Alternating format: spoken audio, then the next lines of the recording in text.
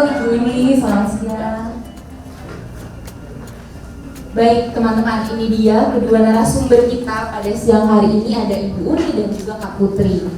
Ibu Uni dan juga Kak Putri, terkait tema talk show kita kali ini nih, kan memang ya kalau saya baca di pemberitaan gitu, ternyata jurnalis perempuan itu masih mengalami diskriminasi, dan diskriminasinya tuh cenderung masih banyak dalam berbagai aspek gitu, terkait remunerasi, terus juga tunjangan, cuti, dan sampai pada tugas peliputan di lapangan.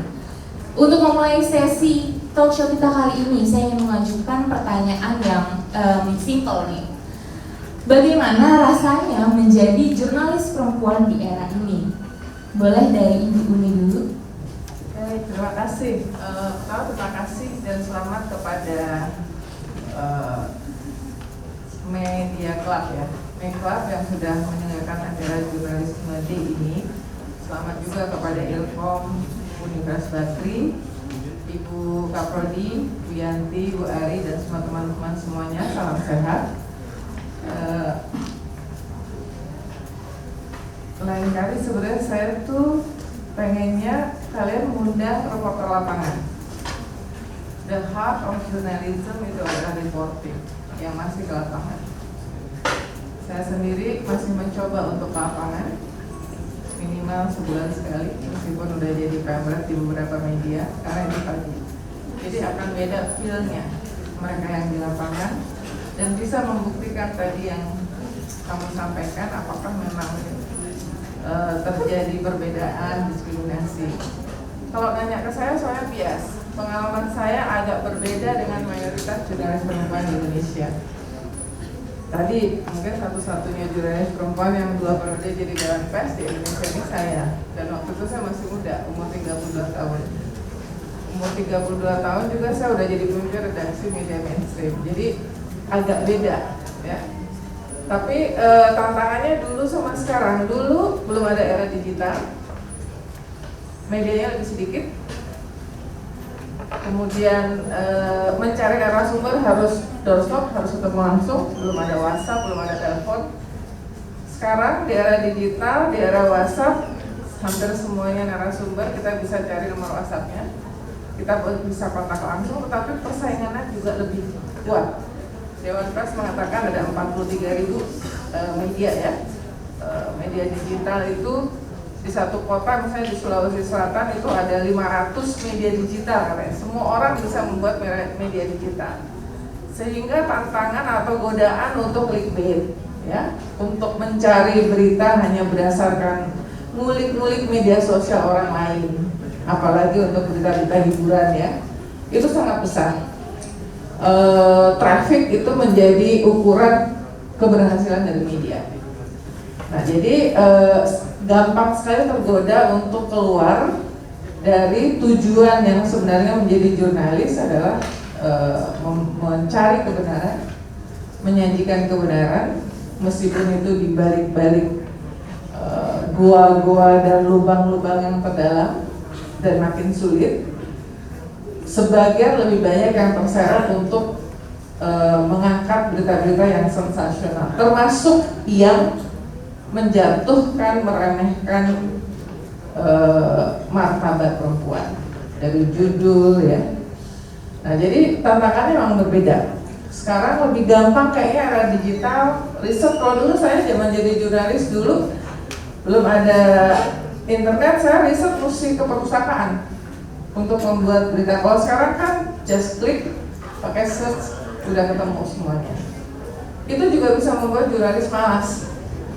Ya, males karena ya udah gampang aja satu informasi kemudian udah bisa jadi berita. Jadi kemudahan seringkali menggoda untuk membuat penyajian berita-berita yang dangkal. Ya, itu juga tantangannya. Persaingan juga membuat jurnalis, apalagi di era digital, itu dapat beban kerja yang lebih besar. Ada yang sehari harus nulis 7 sampai 10 berita. Ya, kalau editornya mungkin bisa sampai 30. Saya pernah wawancara calon editor. Saya tanya, kamu berapa sehari harus edit publish? Bisa sampai 30. Jadi nggak bisa memperkaya tulisan. yang ada tulisannya itu instan dan kemudian dia tuh cuma mungkin ganti-ganti judul dikit, habis itu langsung dipublish. Jadi seorang editor kan harusnya memperkaya tulisan atau laporan dari reporter, ya. Tapi itu tidak bisa dilakukan karena beban dia itu 30 sampai 40 tulisan per hari. Nah ini tantangan-tantangan yang sekarang. Nah tadi saya juga baca survei AJI di Forum Jurnalis Perempuan Indonesia, di mana saya ketuanya itu juga membuat survei beberapa bulan yang lalu. Memang masih terjadi diskriminasi terutama di daerah ya. Tetapi sebetulnya setahu saya di banyak media mainstream sebetulnya sudah tidak terjadi. Artinya antara perempuan dengan laki-laki sama. Penugasan yang diberikan juga sebetulnya challenge-nya itu sama. Sekarang tergantung jurnalis perempuannya mau manja atau enggak. Jadi yang namanya keberpihakan terhadap jurnalis perempuan itu sebetulnya sikap afirmatif itu jangan kemudian ditanggapi dengan manja. Saya maunya hanya kayak gini, ditugasin keluar kota, meliput yang susah, konflik, bencana, baru 2-3 hari udah minta pulang. Banyak terjadi di zaman-zaman yang era-era sekarang. Sementara mungkin zamannya Najwa Shihab, Grace Natali, Indira Mawati dulu ngeliput 2 minggu, 3 minggu di lapangan di tempat sulit, masuk hutan, ngejar teroris, mereka nggak minta pulang. Makanya mereka menjadi seperti yang sekarang. Nah jadi ini yang apa namanya yang belakangan itu makin sulit untuk mendapatkan yang karena itu tadi kadang-kadang situasi yang dengan mudah digital itu kemudian justru responsnya itu adalah bikin instan, pengen gampang, kurang kedalaman. Apalagi 2,5 tahun kita di era pandemi ini banyak liputan virtual. Padahal liputan jurnalistik yang baik itu nggak bisa dilakukan secara virtual, jadi harus liputan langsung. Itu kira-kira. Baik, terima kasih Ibu atas jawabannya. Berarti memang adanya era digital ini seperti dua mata pisau ya Bu. Ada positif tapi ada juga negatifnya tadi gitu. Karena banyaknya pemberitaan yang harus dihasilkan sehingga meninggalkan kedalaman dari berita itu sendiri. Kalau dari Mbak Putri sendiri gimana Mbak? Kalau dari bidang jurnalis TV nih kan Mbak Putri.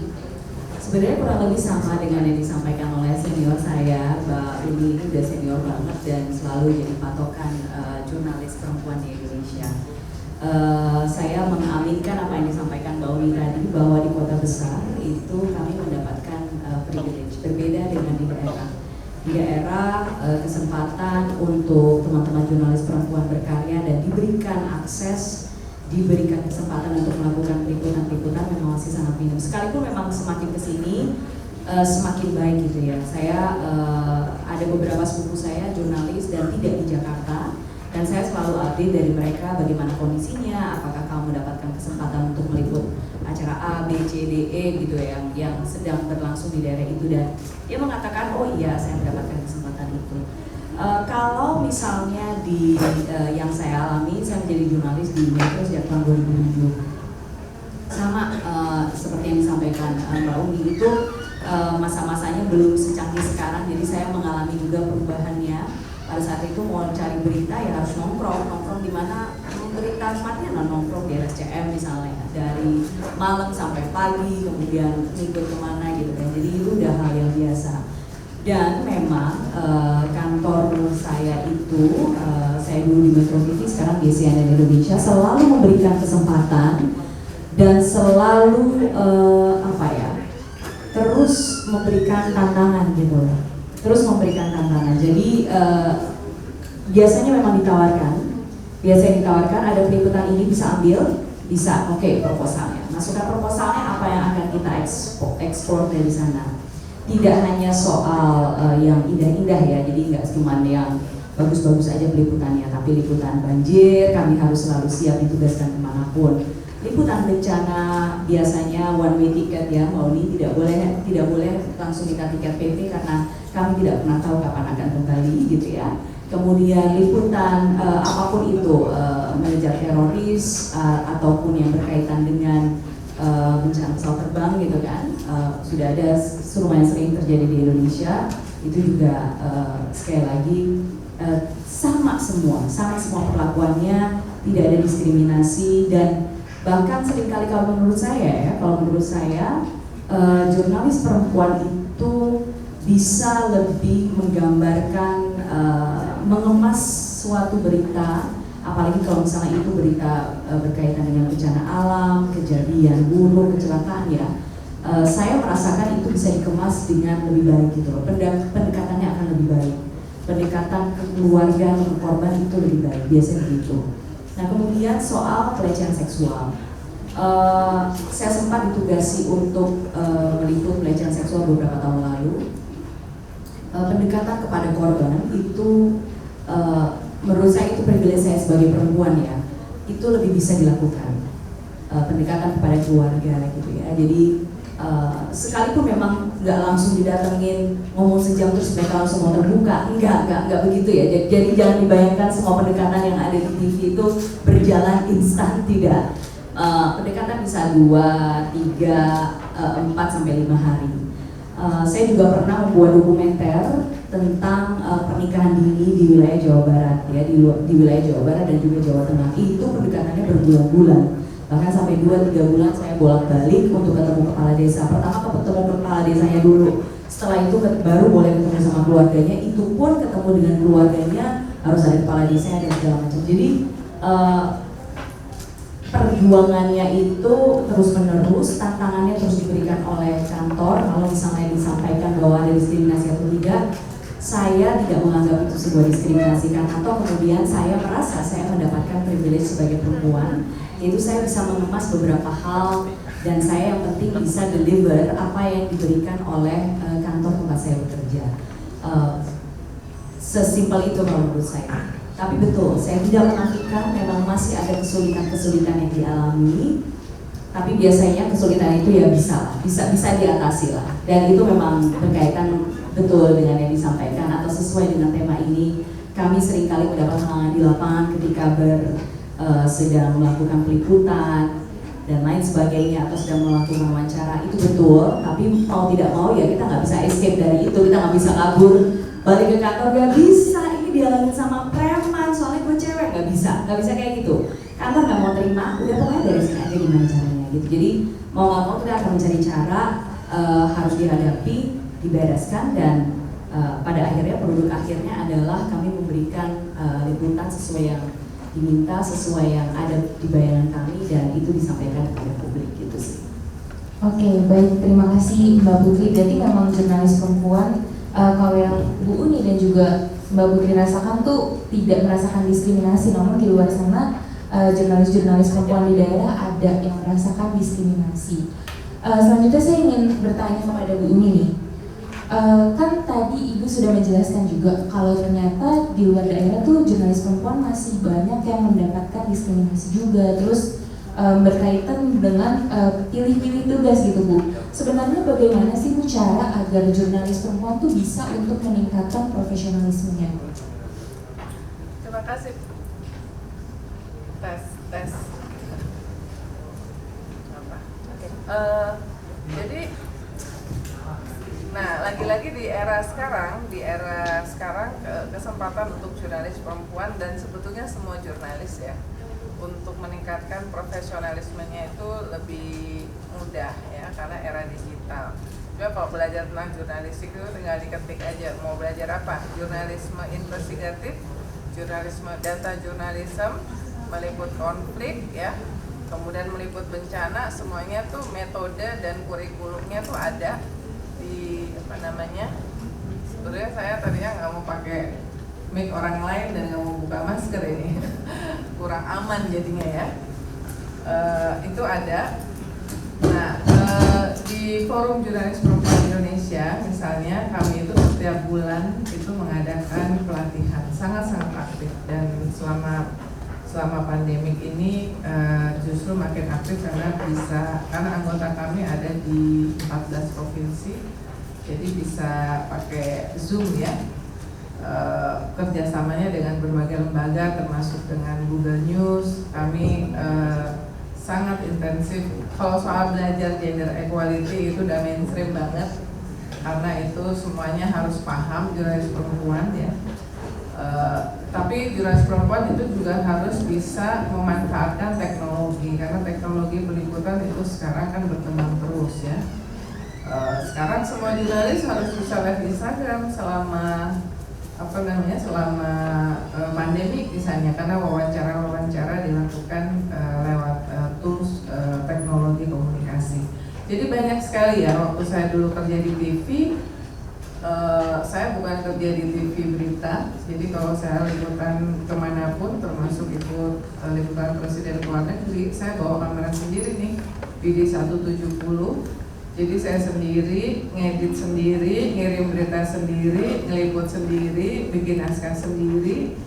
Dan pada saat saya merangkap sebagai pemimpin redaksi Antv dan Viva.co.id, saya bikin laporannya untuk TV dan juga untuk Viva.co.id. Jadi nggak ada alasan untuk nggak bisa. Nah, justru karena saya tuh jadi pemretnya masih muda banget, dari umur 32 tuh prinsip saya adalah walk the talk. Jangan cuma bisa nyuruh-nyuruh tim, Pemret harus bisa melakukannya juga gitu ya.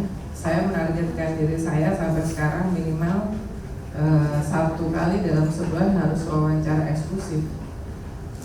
Itu target yang saya buat untuk diri saya sendiri, meskipun pemilik nggak pernah bikin target itu kepada saya. Tetapi ya itu tadi, kembali, jurnalis kalau nggak pernah melakukan wawancara lagi, reportase ke lapangan lagi, ya jangan menyebut dirinya masih sebagai jurnalis gitu ya. Nah jadi memang sekarang tuh banyak untuk meningkatkan profesionalisme dari organisasi profesi. Nah kalau di IDN Times sendiri, ekosistemnya mendukung. Ada 7 pilar konten kami. Nomor 1 itu gender equality. Jadi there is no question about gender equality karena pilar kontennya itu. 60% dari karyawan IDN Media termasuk di IDN Times itu adalah perempuan, termasuk di level pimpinan. Kemudian ada pilar redefining beauty. Jadi pilar ini diturunkan dalam SOP ya, yang sangat detail, termasuk IKSI. Tidak boleh ada istilah menulis polisi cantik, diplomat cantik, guru cantik ya. Karena kita menulis profesi-profesi itu karena achievementnya, karena profesinya, bukan karena cantik. Jadi yang namanya keberpihakan terhadap perempuan itu sudah diturunkan dalam bentuk SOP yang sangat detail ya, sebagai implementasi dari konten pilar redefining beauty. Nah ini hal-hal yang penting, yang juga kalau misalnya kita jurnalis media suka teriak-teriak, wah kita harus peduli terhadap korban kekerasan seksual, pelecehan. Kantornya udah ramah terhadap perempuan nggak? Nah IDN Media itu sudah punya pedoman pencegahan dan penanganan pelecehan dan kekerasan seksual. SOP-nya itu sangat detail, ya sangat detail sekali. Untuk supaya karyawan siapapun, kan nggak ada perempuan ya kekerasan seksual. Memang kebanyakan korban kekerasan seksual pelecehan adalah perempuan, tetapi laki-laki juga bisa menjadi korban. Jadi menciptakan sebuah SOP untuk workplace yang safe buat semuanya, terutama untuk perempuan itu penting. Nah, itu harus ada SOP-nya. Buat karyawan perempuan, buat jurnalis perempuan yang punya anak kecil, ada childcare, ada tempat menyusui ya. Jadi itu semuanya yang bisa mendukung sehingga kemudian jurnalis perempuan. Nah, ini menurut pengalaman saya, jurnalis perempuan itu ketika baru masuk nih rekrutmen itu biasanya 7-3, yang 7 perempuan, karena perempuan tuh biasanya lebih bisa secara akademis, ketika mengerjakan soal tes masuk itu unggul. Tapi di tengah jalan ketika sudah menikah, merotoli istilahnya, karena ada tuntutan domestik apa segala macam. Apalagi kalau ekosistem di kantornya dan tempat kerja tidak mendukung. Nah ini semuanya problem-problem budaya ekosistem yang membuat jurnalis perempuan seringkali stuck di tengah, tidak bisa sampai ke atas. Tapi sekarang kita udah punya sekitar 16-an pemret perempuan di Jakarta. ya. Saya ininya yang bikin WhatsApp grupnya. Dulu 20 tahun yang lalu para perempuan cuma saya, tapi sekarang saya senang banget.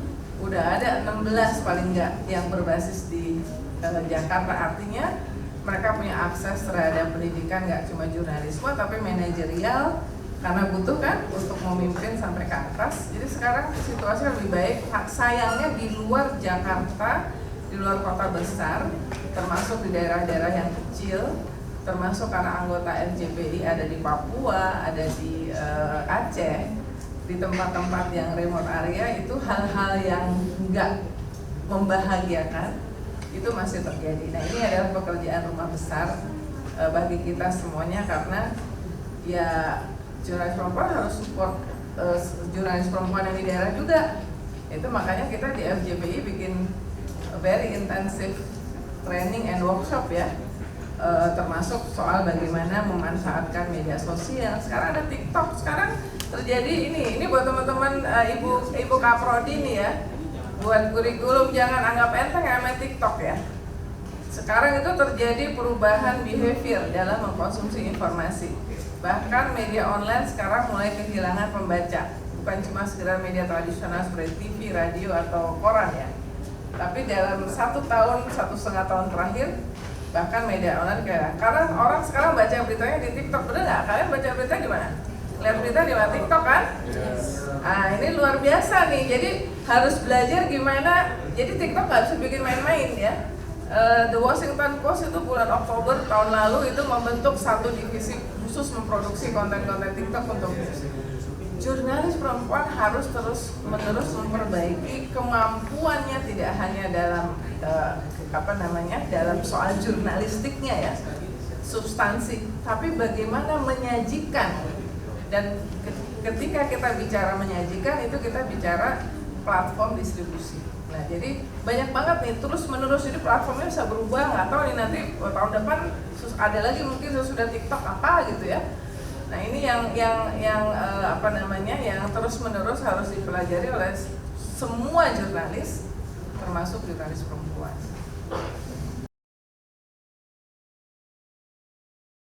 Baik, terima kasih Ibu Uni atas jawabannya. Berarti memang jurnalis perempuan itu untuk meningkatkan profesionalismenya, balik lagi harus punya habit belajar hal baru ya Bu. Karena setiap hari memang perkembangan teknologi itu selalu terbaru, bahkan sekarang juga dari media online, tapi ternyata masyarakat lebih suka mengkonsumsi menggunakan TikTok gitu ya Bu. Jadi memang kitanya harus improve nih untuk belajar hal baru untuk bisa terus meningkatkan kapabilitas kita tentunya sebagai jurnalis perempuan. Oke, Ibu, saya ada satu pertanyaan terakhir nih Bu. Kan ini mungkin di sini teman-teman juga banyak ya Bu yang ingin menjadi jurnalis perempuan. Apa sih Bu pesan Ibu untuk teman-teman nih yang ingin menjadi jurnalis perempuan? Karena kan kadang takut gitu ya Bu, takut direndahkan atau mungkin dari keluarga sendiri tuh yang kayak langsung stigma kayak ngapain sih jadi jurnalis gitu. Nanti ujung-ujungnya kerjanya berat loh kamu sebagai perempuan. Itu apa Bu tanggapan Ibu atau pesan Ibu kepada teman-teman supaya bisa yakin nih untuk terjun menjadi jurnalis perempuan? Satu, tadi kamu udah sebut keep learning attitude ya, selalu belajar. Jadi basically the future of work tidak hanya sebagai jurnalis itu adalah keep learning attitude ya. Saya bersyukur berteman baik dengan Maria Ressa. Maria Ressa adalah menurut saya jurnalis perempuan paling top di dunia, pemenang Nobel Perdamaian tahun 2021. Saya kerja sama dengan dia di Rappler Indonesia. Dia mendirikan Rappler ya, media di Filipina, dan dia adalah wartawan TV sebelumnya CNN. Jadi kami di Rappler itu adalah jurnalis pertama mungkin di kawasan Asia ini yang pertama kali melakukan Facebook live stream. Semua kami di Rappler itu langsung dapat centang biru. Nah, karena pada saat awal-awal tuh cuma bisa yang centang biru doang yang bisa live. Saya mungkin jurnalis pertama di Indonesia yang melakukan live Twitter dan Periscope. Karena Maria Ressa men-challenge kami semua untuk selalu menggunakan teknologi selfie journalism ya, itu adalah nah, jadi satu keep learning attitude. Kedua, jaga kesehatan. Ini nggak cuma buat cewek ya, cowok. jadi jurnalis itu butuh stamina yang tinggi, ya. Nggak boleh keseringan izin sakit, apalagi izin sakitnya hari Jumat sama hari Senin. Itu namanya pengen long weekend, ya. Jadi stamina di kantor aja juga butuh stamina, apalagi kalau ke lapangan. Dan kata siapa jadi jurnalis itu sebetulnya lebih capek. Adik saya kerja di bank, jam 7 pagi dia udah di kantor, jam 10 malam baru sampai di rumah. Jadi jurnalis jangan merasa privilege juga, jangan merasa profesi paling capek. Sekarang karena kompetisi kerja luar biasa di semua bidang, siapa yang menunjukkan kerja lebih baik, extra mile, itu pasti kesempatan untuk mendapatkan posisi promosi lebih baik. Jadi jaga kesehatan dan stamina itu penting. Buat saya ini hal yang basic, ya. Apalagi kalau dikirim lapangan, ya. Kalau saya boleh terakhir cerita tuh, Najwa Shihab itu, nah kebetulan saya kenal dengan jurnalis perempuan beberapa yang saya kenal in person, ya. Najwa itu bersama saya adalah 2 jurnalis pertama non dari Aceh yang mendarat di Aceh sehari sudah tsunami tahun Desember 2004, ya. Tsunami-nya 26 Desember. Kami bareng dengan Pak Yusuf Kalla, waktu itu Wapres, naik pesawatnya Wapres, pesawat pribadi, karena bandara itu rusak sehingga nggak berani pakai penerbangan komersial, nggak berani, jadi pakai pesawat pribadi. Saya di TV 7, sekarang Trans 7, sampai sana baru kita lihat bahwa ternyata ada ribuan mayat, ya, 4 km dari bandara. Kita baru tahu, kita tuh cuman bawa tas biasa kalau kayak ke kantor lah, karena kan dibilangnya nggak nginep, ya kan, jadi pulang hari. Jadi nggak membayangkan situasinya seperti itu, langsung ketemu mayat, nggak ada sinyal, handphone langsung pinjem PSN, telepon satelit, lapor kantor situasi kayak gini. Saya sorenya balik ikut Pak Yusuf Kalla ke Jakarta, karena Pak Yusuf Kalla harus lapor ke Presiden SBY, koordinasi. Najwa karena dia di Metro TV Berita, dia nggak boleh pulang, padahal dia nggak bawa apapun, dan di Aceh itu semuanya tutup, hancur. Jadi kami itu di rumah dinas gubernur, 20 meter dari halaman itu mayat semua. Jadi nggak ngerti gimana makan apa segala macam. Buat perempuan itu kan masalahnya juga nggak bawa pembalut. Perempuan kan bisa mens, ya kan? Di sana udah nggak bawa apapun, ya. Jadi saya membayangkan tuh banyak kantor juga kalau ngirim wartawannya ke lapangan, ke daerah, cuma yang dipikirin cuma gimana caranya dapat laporan baik. Nah, laporan, nggak mikirin yang lain-lainnya, ya, termasuk kebutuhan untuk perempuan apa segala macam. Nah, jadi 3 hari kemudian saya balik lagi. Kita ingat dulu, kalian masih kecil mungkin, ya, laporan tsunami 2004, ya. Najwa ngebayangkan traumanya Najwa tiap hari selama sebulan, reportase di sekitarnya ada ribuan mayat, ya. Grace Natali jago banget meliput teroris, tadi saya katakan, ya. Dia pokoknya kalau teroris dia mesti nomor 1. Dia lagi cuti, ada penangkapan teroris di Temanggung, dan dia cuti pertama kali dalam 1 tahun. Dia lagi hari pertama mendarat di Bali, dengar ada teroris ditangkap di Temanggung, minta saya nggak jadi cuti, saya balik aja, langsung minta diliput ke lapangan. Terakhir Indira Mahwati, dulu SCTV, kemudian dia Antv, menjadi tim saya, sempat kemudian di TV One belakangan. Tanggal 16 April dia bergabung dengan Antv, ada kerusuhan di AB Pura. Saya Wapemretnya Bang Kane Ilyas di Antv, saya langsung teriak dari ruang rapat, siapa yang mau dikirim ke AB Pura Papua, ya, tahu kan AB Pura itu di Papua, ya, kerusuhan besar, ya. Ini yang pertama kali angkat tangan. Saya hari itu adalah hari pertama dia di Antv, ya. dan dikirim dengan kamera person sampai sana kena gebuk pula lagi. Karena kalau udah meliput itu di tengah-tengah kerusuhan kan kita orang nggak tahu kita wartawan ya, kita dilempar apa segala macam. Jadi banyak lagi saya kenal langsung dan melihat langsung, meliput langsung. Tidak ada instan teman-teman ya, bahwa mereka kemudian menjadi yang udah hebat sekarang. Mereka awalnya adalah dari jurnalis perempuan yang sangat rengginas di lapangan, tidak ada manja, tidak ada minta perlakuan yang berbeda dengan laki-laki, dan sangat tough. Dan dari tiga ini tadi yang makanya saya bilang stamina fisik itu selain keep learning attitude itu penting banget ya. Dulu saya kurus banget, suka pingsan zaman kuliah karena nggak suka minum susu. Tapi supaya kuat, nggak gampang pingsan, akhirnya saya coba minum susu. Mulai dari susunya dikit, kopinya banyak, sampai kemudian proporsinya jadi susunya banyak, kopinya dikit, sampai bisa minum susu itu butuh waktu 3 tahun. Tapi alhamdulillah sampai detik ini sebagai jurnalis perempuan, saya lumayan jarang sakit. Jadi mesti itu yang lain-lainnya bisa dipelajari pakai teori-teori deh. Tapi pengalaman 32 tahun saya cuma 2 itu aja, keep learning attitude sama jaga kesehatan.